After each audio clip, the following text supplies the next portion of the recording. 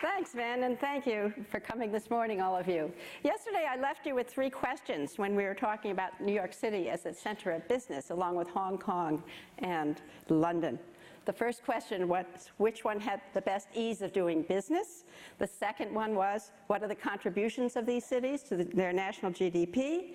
And where do these economies sit on the list of economies' GDP in the world? Anybody get them? A number of people came up afterwards. They said, what are they? What are they? Well, I'm going to tell you just quickly. Ease of doing business, Hong Kong ranks number 2. This is the World Bank ranking. New York number 4, London 10. Contributions to GDP, London 22% of the British economy comes from London, and New York 9% of the US GDP from New York. Size of economy on the list, New York City is number 13. Above it is Spain, below it is South Korea. London number 20 and Hong Kong number 29. I'm bringing these up because today we have a wonderful session on human rights and global justice.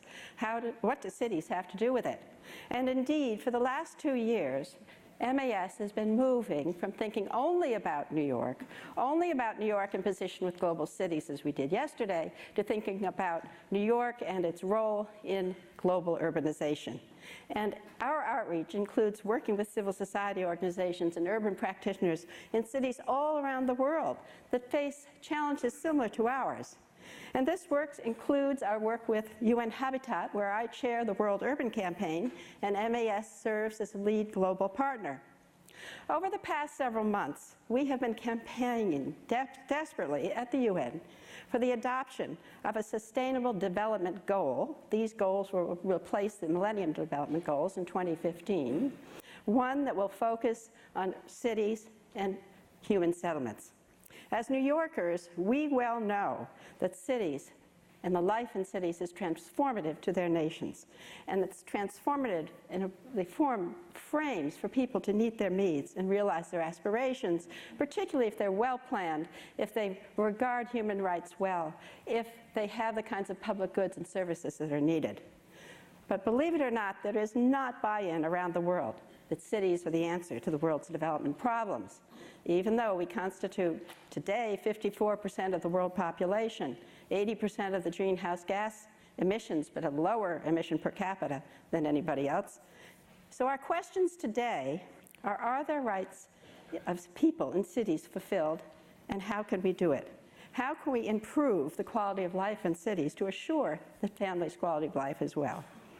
Joining us this morning is a phenomenal panel of experts to discuss the role that cities can play in delivering justice and opportunity for all of their citizens. And let us welcome right now the leader of this fight, President of the Ford Foundation and longtime friend of MAS, Darren Walker.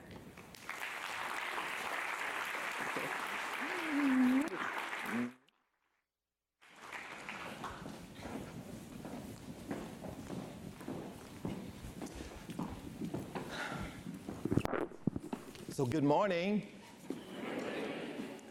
It's great to see you all here. The conversation, human rights and global justice, what do cities have to do with this? So before we dive in, I want to say first a big congratulations to Vin and to Jeannie and everyone at MAS for organizing a really imaginative program. Each year it improves and builds on the previous year, and it's really great to see you all this morning. I also want to mention something that I imagine is on lots of people's minds this morning. Last night when it came over the ticker that New York City had its first person to be diagnosed with Ebola, it reminded me of why cities matter and why planning matters and why urban resilience is something that needs to be understood and internalized. And so because we are urbanists and because we're very comfortable with density, we don't get hysterical when things like Ebola happen, because our government, our planners, if they are capacitated and resourced in the right way, these matters are handled appropriately. And I'm very proud of what we have here in New York City, and I'm sure that the response will be appropriate. So with that, let me turn to this amazing group of panelists. Let me say first, the group who is assembled, I know them all, so I can tell you how fabulous they are. But it's not about that. It's just to open this conversation up. I want to thank Ann Pasternak and Nithya Raman and Kenneth Roth and Andrew Wood.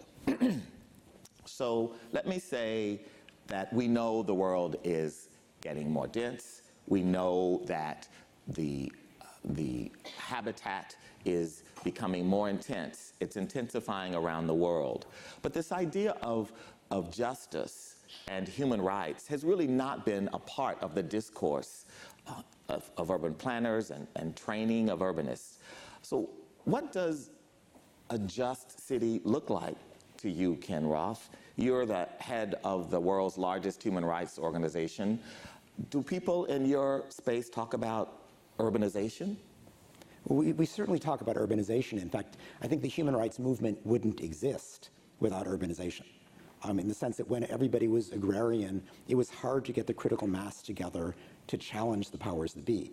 And indeed, it was harder to get the anonymity that you have in a city that gives you a certain safety to take the leap and to challenge the authorities. So there is a direct connection. Nithya, from your standpoint, you're this magnificent transport expert for the world. Everyone calls on you. But where are the just cities? Are there any?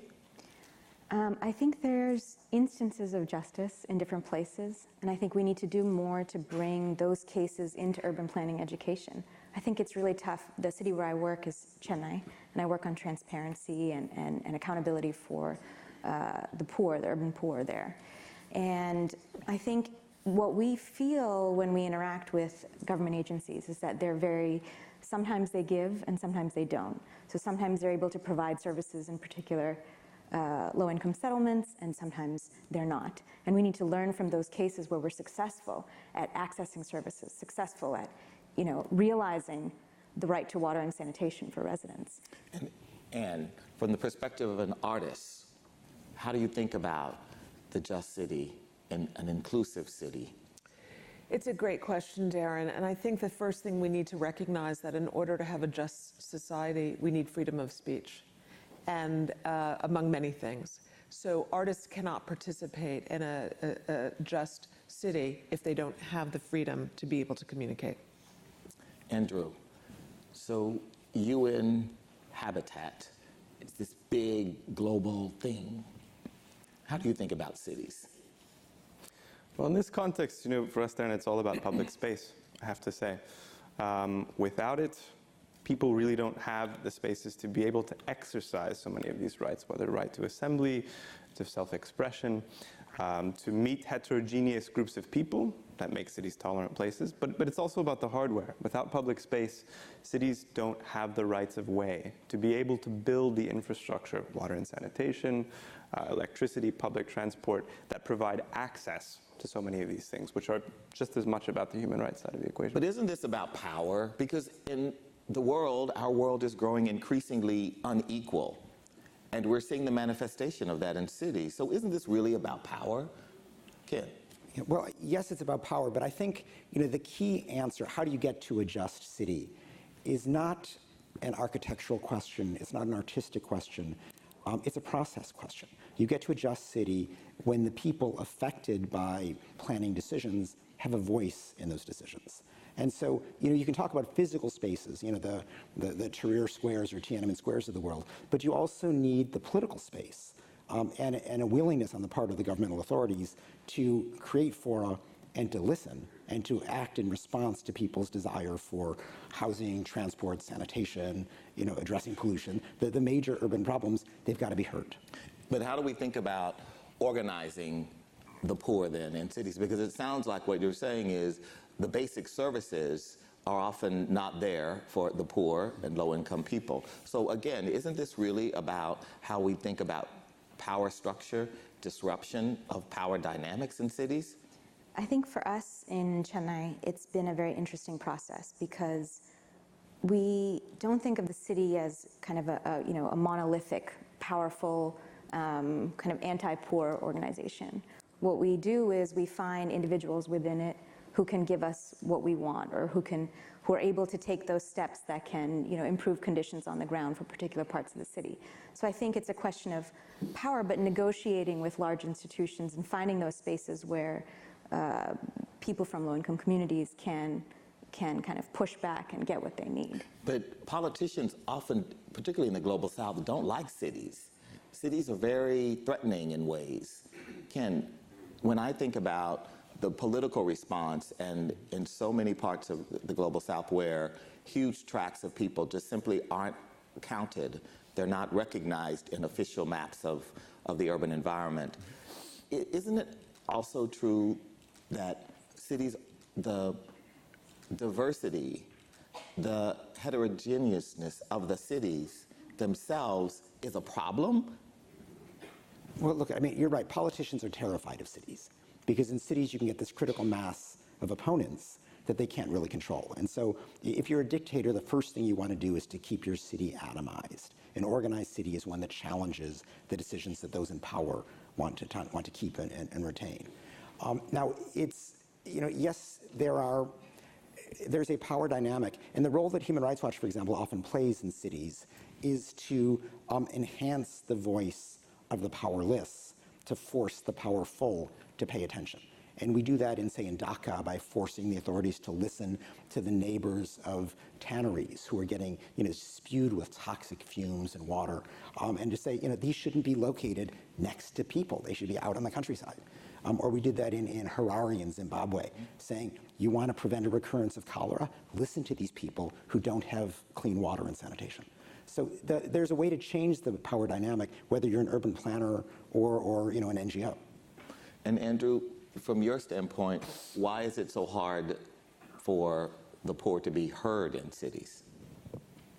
Well, I think you have an excellent point to begin with, that a lot of national governments in the developing world are threatened by urbanization.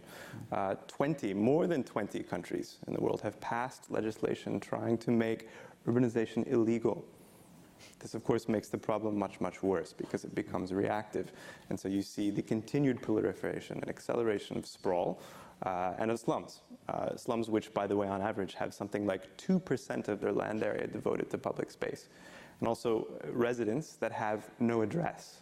And this is a critical aspect of human rights, too, because without an address, you don't have an ID, you may not have access to formal employment, to schools, etc. So I think it's really about getting these leaders on board to see that cities can be a force for the good if they are proactively addressed. So, and I recall that after 9/11, you were involved with the LIGHT program down at the World Trade Center site. What was that about? Why was there need to create this program in the aftermath of 9/11? I think that artists of all disciplines play a really significant role in speaking truth to power and bringing people together in our public spaces for moments of civicness, which cannot be underappreciated or undervalued. And so the Tribute in Light, which we had commissioned with the Municipal Art Society, was really about honoring the lives that were lost, reclaiming our city skyline, and giving us a moment as an entire city and nation. In fact, people around the world every year on the anniversary of 9/11, because of those simple 2 beacons of light, come together in mourning in a way that I think expresses the best of our civicness and the best of what happens when we come together. So it's true that moments like that can bring people together, but moments of stress in cities can also tear communities apart. And we see that. Certainly, Ken, you saw in Kenya, in the situation in Nairobi after the election in 2007-8, what happened when there were widespread human rights abuses in the wake of what was really a corrupt election. How do we think about the cohesiveness that we need to have in cities? Yes, it's great that there's diversity, but sometimes that diversity serves to pull us apart rather than bring us together. Yeah, well, a lot depends how you respond. I mean, Darren, in the case of the post-electoral violence of 2007, to this day, there's a prosecutorial effort at the International Criminal Court in The Hague, and the president of Kenya and his government are doing everything they can to obstruct that process. Or to give another example, a year ago in August in Rabah Square in Egypt, there was a big sit-in protesting the coup that had ousted the Morsi government. And the government that today is led by General al-Sisi, now the president, shot and killed 817 people in 12 hours. Now this is where the symbolism that Anne mentioned is important. Rather than build a monument in Rabah Square to commemorate the victims, they cleaned up the blood, they cleaned up the bullets, and they built a monument to honor the people who had shot them.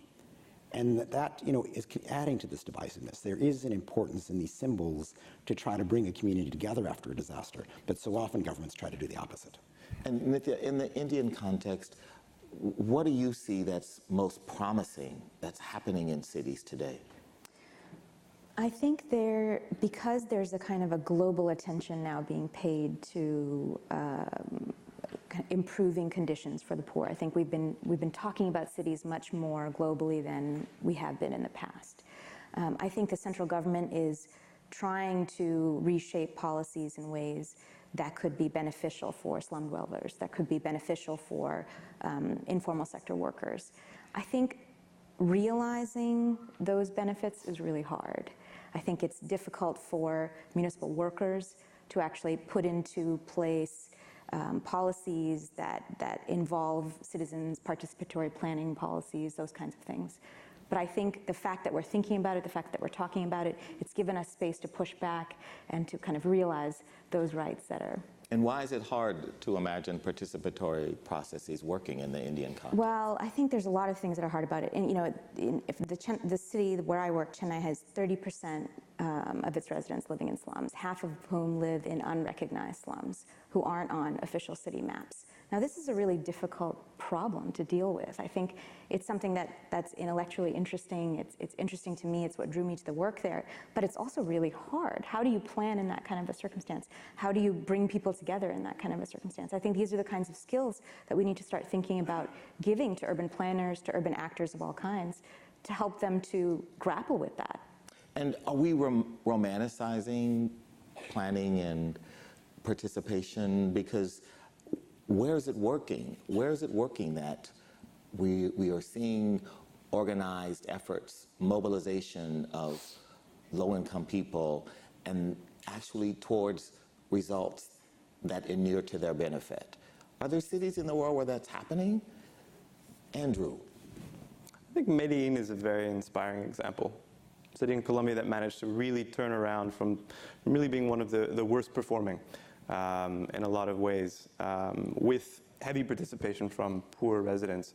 And that's certainly a critical ingredient of the work we do, but we're really working with a number of extremely fast-growing cities in the developing world, where 90% of the urban growth in the next 15 years is poised to occur, with the goal of getting the foundations right.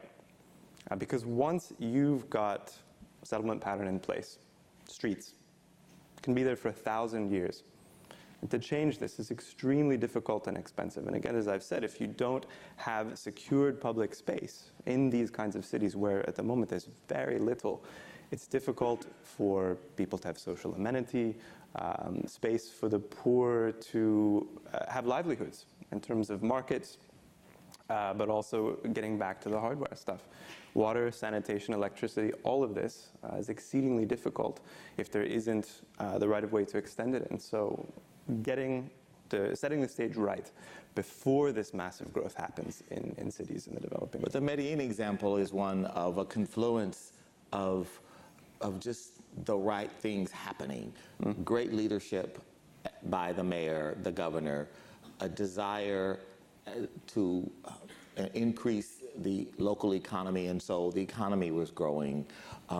The sort of corrupt drug trade, the cartels, moved to the Pacific Northwest into the Afro-Colombian areas and moved out of Medellin. And so Medellin now today it's just this astonishing place. And when I was there last year, and it's a completely different city, but it was almost as if everything had to be in place, and without it, it just seems. So do we have to wait for economy to be booming, elect the right leaders, have the right local leaders, have great architects that can imagine? I mean, do we need all of that to actually have a just city? Anne? You know, this question of are there just cities, or where are there examples of this, and why are we not seeing more of it, I think is a fundamentally very important question, Darren. And I think that, you know, Crave Time just worked with Weeksville Heritage Center in Crown Heights and Bed-Stuy. There are stories of self-determination happening all over our city, all over our nation, and all over the world. But we only see what we look at, right? And we need to start putting the spotlight on these really positive stories and help them blossom and grow and help inspire other communities and learn from these best practices. Yet we tend to remain ignorant of them. The media doesn't cover them. People aren't going to visit them. I mean, Weeksville, for example, is an extraordinary organization of self-determination.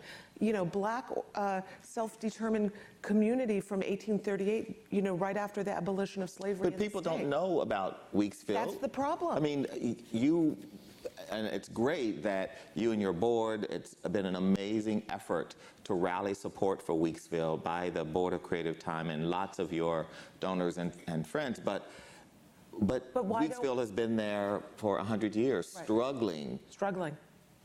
So we need to change the dynamic in which people are coming together to understand these stories and supporting them rather than being part of the disinvestment from these communities and these practices. So how do we do that? So in the context of India, where class is so pervasive and insidious as a barrier to advancement, how do we look at cities and think about real opportunity and justice when you have a core impediment that is so fundamental? I think, you know, I want to just pick up on what you just said. I think there are instances of success in different places, in different cities, and it may not be a citywide success. It may not be reported in the media. I think we need to find those cases and understand how they were able to succeed in the face of incredible class divisions, in the face of incredible bureaucratic intransigence. And I think if we can do that, if we can learn from those cases, identify them, then I think we have something that urban planning education, urban management education can be built on. So Ken, in the human rights world,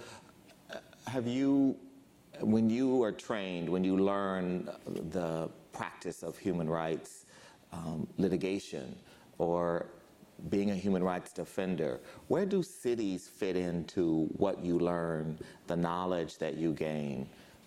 Well, I mean, cities are where most of this happens, you know, and so it's where, you know, take, for example, the Gezi Park protests in Istanbul, 18 months ago or so. You know, that was an example of an urban planner, Erdogan, ignoring the desires of the people to maintain one of the few remaining public spaces in Taksim Square, the main commercial area of Istanbul. The world did focus on that because there was such pushback to this benighted vision of destroying this public space. But a lot of the struggles are actually quieter. I mean, I actually don't put the focus so much on an address because, you know, in India, for example, there are ways of getting IDs that are biometrically based rather than address based. But I would stress the importance of property rights because if you don't have, you know, ideally the right to title to your land, but at least a right of residence in your apartment or your abode of whatever it is, you can just be ignored by the urban planners. You can be shunted aside. And you need that basic right in order to empower citizens to demand basic services. And if there are major development projects, to ensure that people are not just shunted aside, but that they are in fact cared for. And if there's a need to move people, that they're moved with compensation and with adequate housing as an alternative. And so often that doesn't happen because these basic initial rights aren't recognized. So Jeannie Birch mentioned that the SDGs, the Sustainable Development Goals, are being promulgated now, and this idea of an urban goal, not a target, but a real goal, is something that's quite contested. So, and part of it is because people don't necessarily believe the idea of the right to the city. And there are lots of people who believe that we all should have a right to a city. But that's a really contested idea. How do you look at this? Well, I mean, I think my work has really focused on people being able to realize that right. So I think, you know, I certainly believe in it. I think it's very, very important. I think there's, as I said, I think, you know, the idea of planning in a city where there's high levels of informality is a very difficult thing.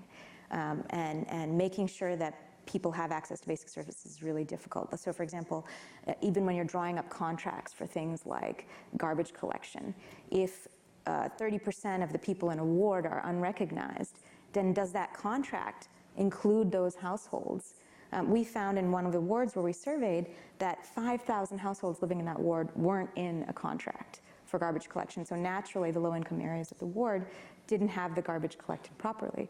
But you know, it's a process-based thing. You know, it's a procedural thing. And I think if we can start thinking about, I don't think it's a question of getting tenure security first or land rights first. I think we can push the authorities in the city to start thinking of more inclusive contracts immediately. You know, the garbage collection authority, solid waste management agency is a different agency from the revenue authority. So we can do all of these things in parallel and make sure that people living in low-income settlements aren't facing lower quality of services as a result of their... Yeah, the extreme form of this is China, where the hukou system means that, you know, we'll take your work, but we don't recognize your right to live here, so you can't educate your kids here, and you don't get any governmental services here. That's all back in the countryside. Right. So it's a complete divorce between your labor and everything else that you require for a decent life. So you've got a group of highly influential urbanists in this audience. What would you want them to leave this panel understanding from your perspective, and Pasternak? Hello, audience. I think I want you to understand the role that artists can play. Because they are free thinkers and creative thinkers, they can come up with new models. They have a freedom to engage with communities and to have us see the things that we should be seeing and looking at. And also really contributing very directly with change. There are so many ways that artists are participating today. They are our allies. They're not just creating work for galleries and museums. They're out in our communities doing the hard work, telling the stories that need to be told, and contributing to real justice and equity. Nithya. I think, you know, there was a slide yesterday that showed that there was something like 60,000 international students who come to New York for education. I think America educates so much of the world. Our education system is amazing, and I think our planning education, our public policy education needs to start grappling with the very real, the procedural issues of planning for the poor in developing countries much, much more than we are today. Andrew. You know, the idea that cities can be a force for the good is not something alien to this audience, I'm sure. But it is to a lot of the world, to a lot of the governments in the world who only see the kind of negative externalities. They see the sprawl, the slums. And I think the point you made earlier, Darren, about kind of the stars aligning was a fantastic one. The stars can't always align, but they don't have to. And something we say at UN Habitat is that a city can aim to have it all if it goes for 3 ingredients of success. One is the right rules and regulations, so it's protecting the common space, getting tenure security for residents. 2, good planning and design, establishing street connectivity, ideal densities, green space. And 3, it's about a financial plan, just making sure that cities are sharing the value, land value, with, for example, the private sector as much as they're sharing the costs, and making sure that there are livelihood opportunities for the people there. So, you know, cities are massively, massively overwhelmed, particularly in the developing world. And they're crying out for good examples, inspiring examples, absolutely. But I think it is really important just to keep in mind, stars don't have to align. As long as you pursue kind of a holistic approach in tandem, you know, one size doesn't fit all. And it's not about single sort of sexy projects. But if you pursue these 3 ingredients, I think most cities, even the overwhelmed ones, can have it and see the positive benefits. Ken Roth. Well, I guess for me, the one lesson I would hope to leave you with is that urban planning, you know, it shouldn't just be a creative process. It should also be a political process. And so, you know, on the one hand, and this may be less of a concern in New York, but I think it does come up here, you know, make sure that everybody who lives in or is affected by your project is served according to their basic needs in terms of transport, sanitation, housing, and the like. But perhaps even more important, make sure that they're heard. As you're designing an urban landscape, are you designing a political process so that those who will be living there have a say in designing it, and they can actually influence your plans as you're developing them and implementing them, because they're going to be the ultimate beneficiaries, and it'll be a better project if they take part. Thank you. Please join me in thanking Ann Pasternak, Nithya Raman, Kenneth Roth, and Andrew Rudd.